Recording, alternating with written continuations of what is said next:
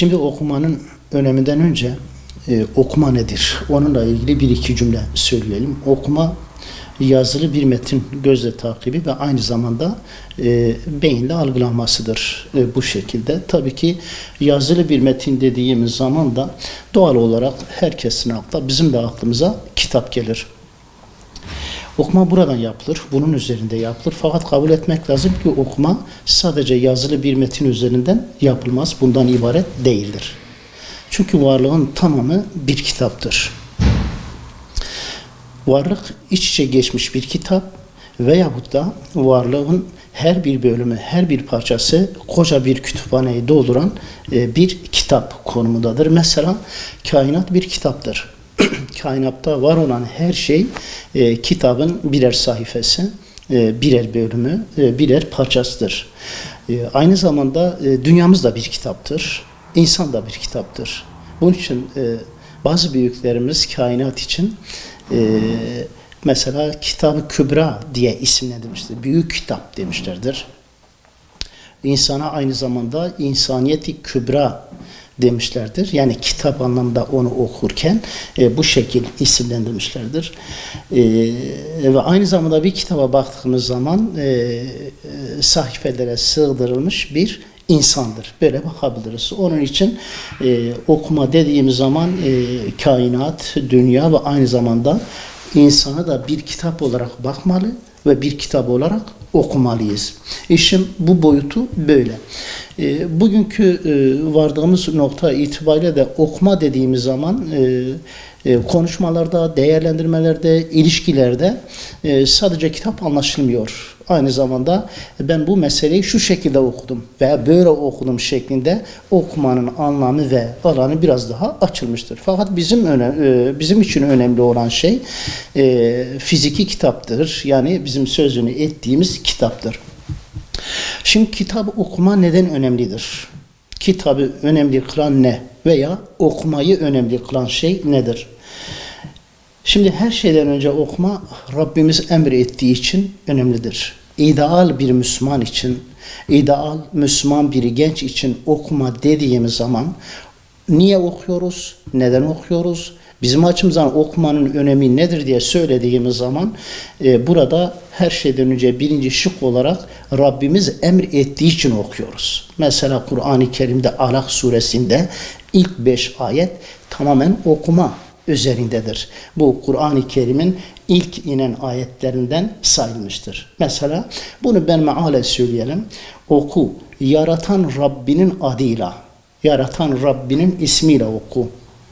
Bu hangi Allah, hangi Rab?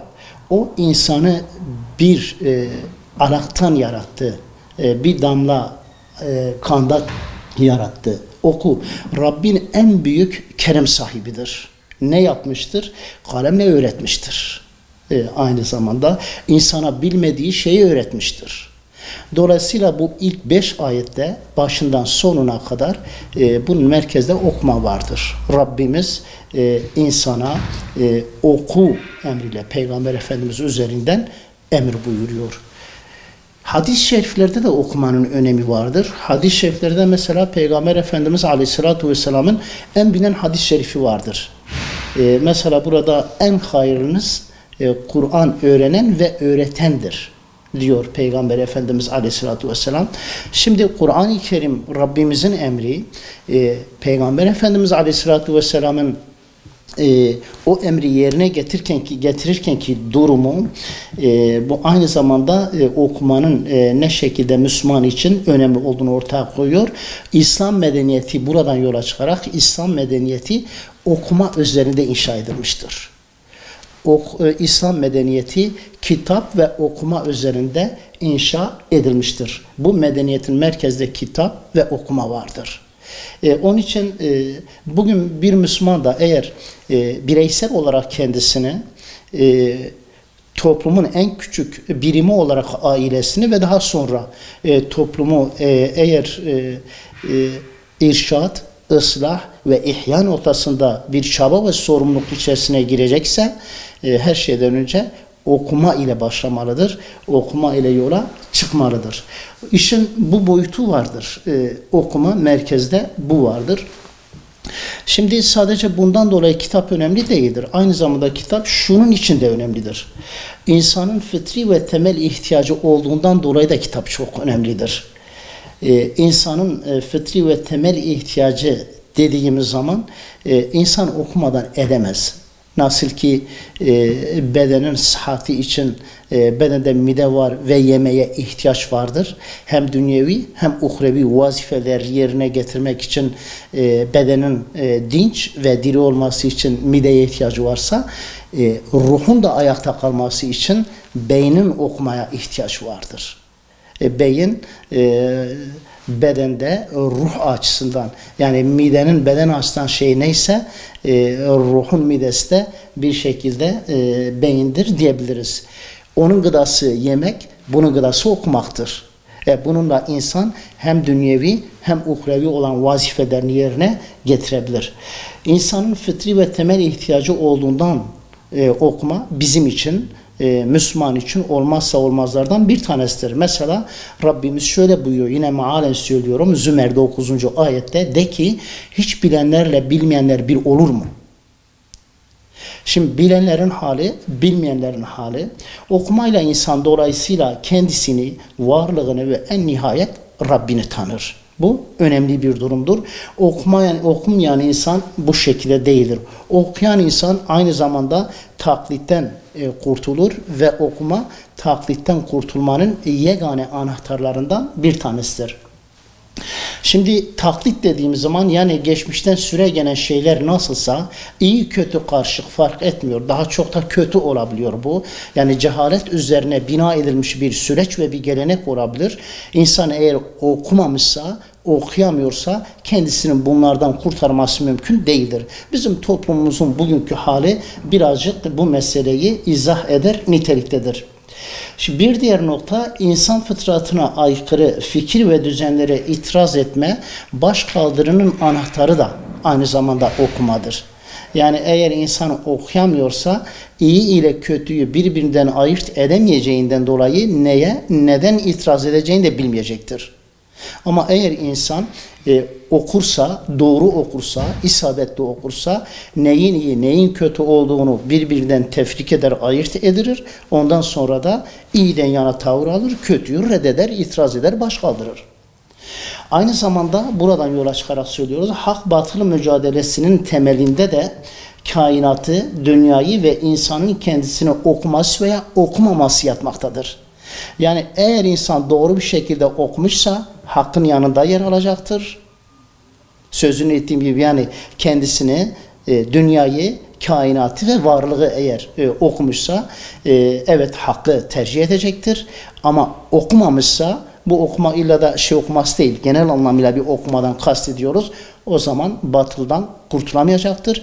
Kullara kulluk etmekten de kurtulamayacaktır. Bu da okuyamamanın handikaplarından ve zararlarından bir tanesi.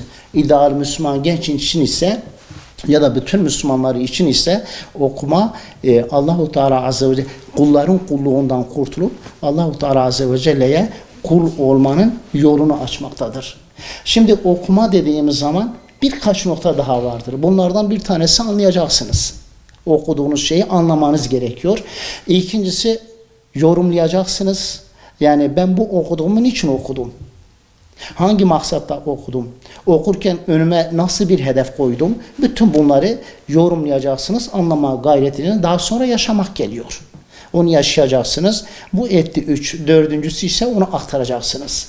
Şimdi Allah Resulü Aleyhisselatü Vesselam onun ilk muhatap olduğu oku emrinden sonra bütün Müslümanların, hepimizin malumu olduğu gibi o davasını bunun üzerinden bina ediyor.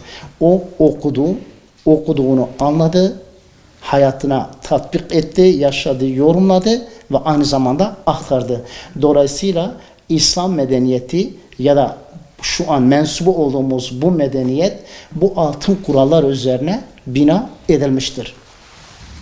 Bu şekilde şimdi buradan yola çıkarak İslam tarihi boyunca İslam medeniyeti ve İslam ümmetinin durumuna baktığımız zaman okumanın zirvede olduğu dönemler vardır.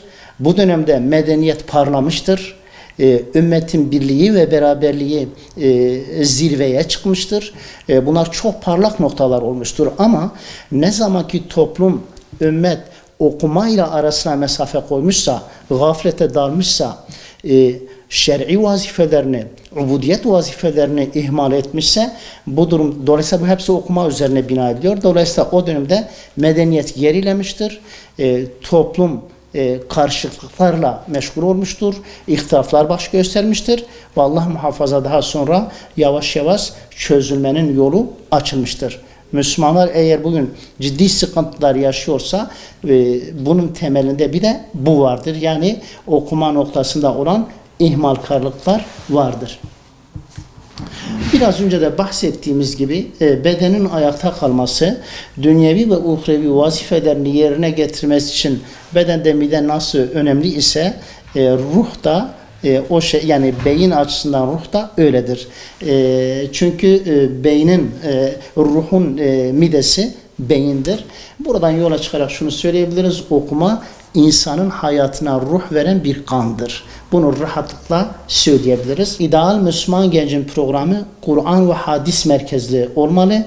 Bunların merkezde olduğu bir hedefe doğru yol arabilmeli. Toplumun irşad, ıslah ve ihyasta buradan startını almalı. Buradan hareket ve bu işe insan kendisinden başlayacaktır. Daha sonra aile, daha sonra topluma doğru gidecektir.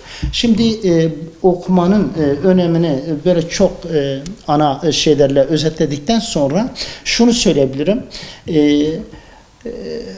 Özellikle teknolojinin her yeri kapladığı böylesi bir zamanda sosyal medya ve diğer noktaların insanların gündemini meşgul ettiği böylesi bir zamanda çoğunlukla şunları duyuyoruz: ya ben zaman yoktur, okuyamıyorum, nasıl okuyacağım vesaire. Ben o şekilde düşünmüyorum. Acizane olarak ben şunu söyleyebiliyorum: özellikle Müslüman genç daima günlük virde olarak okuması olmalıdır. Kur'an merkezde olacak, hadis merkezde olacak. Bunların etrafında okumalıdır. Çeşitli okuyabilmelidir. Burada zaman şikayeti insanın acizliğini gösteriyor. İnsan eğer isterse, arzu ederse okumak için zaman ayırabilir. Günde 3 sayfa olabilir, 5 sayfa olabilir, 7 sayfa olabilir. Eğer bunu günlük olarak virt haline getirebilirse ayda bir kitap rahatlıkla okuyabilir. Hatta bazen ayda 2 kitapta okuyabilir. Onun için Müslümanların böylesi zamanları var. Çünkü eğer biz her birimiz kendi zamanımızı hesap ettiğimiz zaman hakikaten zamanımızın önemli bir kısmının boşa gittiğini, çok boş şeylerle geçtiğini görebiliyoruz. Şu içine girdiğimiz, yani bu eğitim öğretim dönemi de sona erecektir. Yaz dönemi gelecektir. İnsanların çeşitli hesapları vardır. Dinlenme, tatil vesaire. Ama ideal Müslüman gencin hesabı, ben bu yaz boyu, bu yaz döneminde okullar açılıncaya kadar ben kendim için nasıl bir program, bir okuma programını oluşturmalıyım? Zamanımı nasıl değerlendirmeliyim? Eksiklerimi nasıl gidermeliyim? Ve Müslümanlara, İslam davasına nasıl faydalı olabilmeliyim? Hesap kitabıyla geçmelidir. Allah-u Teala Azze ve Celle kitaptan ayırmasın. Okumayla arası iyi olan güzel bir nesilden, Kur'an neslinden eylesin. Rabbim bütün kardeşlerimize hayır ve selamet nasip etsin.